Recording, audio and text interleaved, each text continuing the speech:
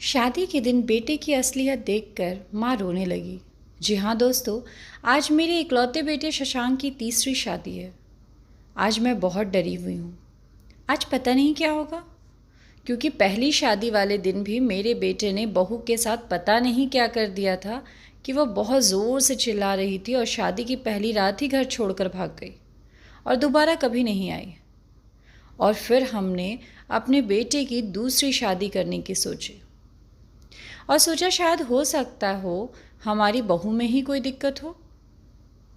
फिर हमने शशांक की दूसरी शादी कर दी।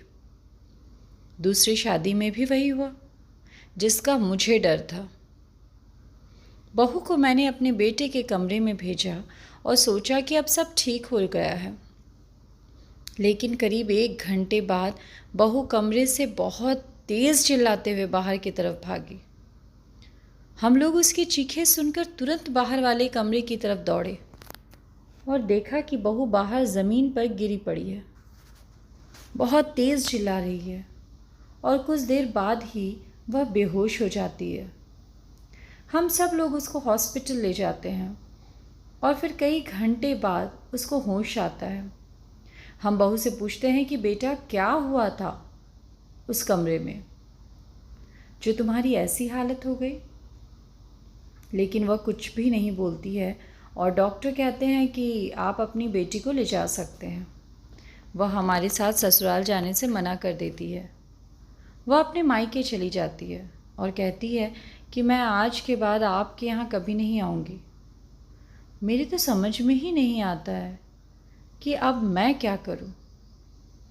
अपने बेटे से पूछती हूँ तो वह कुछ बोलता ही नहीं और बातें टाल देता है।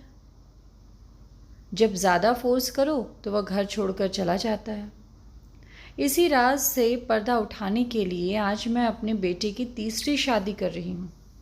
मैं देखना चाहती हूँ कि आखिर उस कमरे में होता क्या है जो बहू दोबारा उस कमरे में जाने को तैयार नहीं होती है।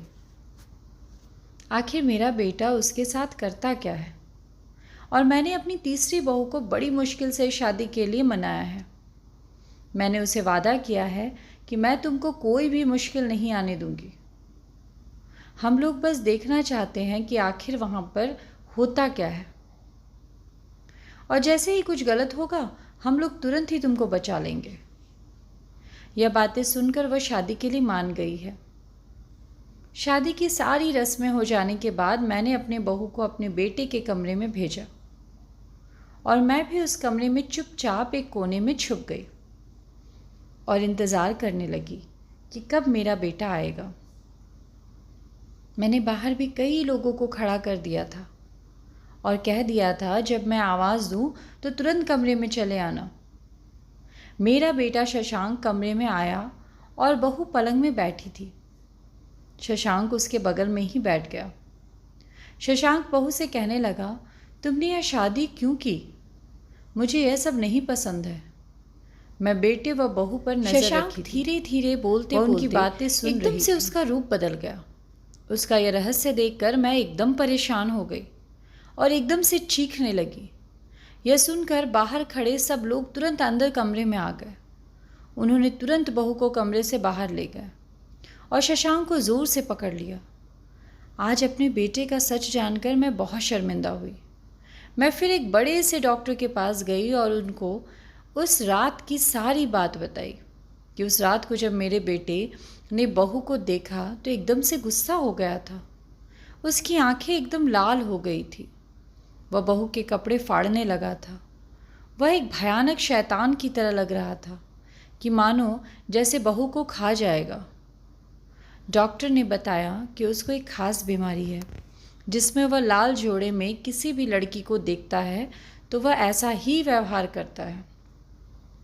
हमने कई महीनों तक उसका इलाज किया और वह पूरी तरह से ठीक हो गया। आज शशांक के 2 बच्चे भी हैं। आज शशांक अपनी पत्नी के साथ अच्छी ज़िंदगी जी रहा है।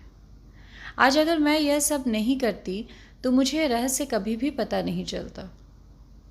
तो दोस्तों, अगर आपको मेरी ये कहानी पसंद आई हो तो मेरी कहानी को लाइक करें, ज़्यादा से ज़्यादा शेयर करें और हाँ, मेरे चैनल को सब्सक्राइब करना बिल्कुल ना भूलें। धन्यवाद।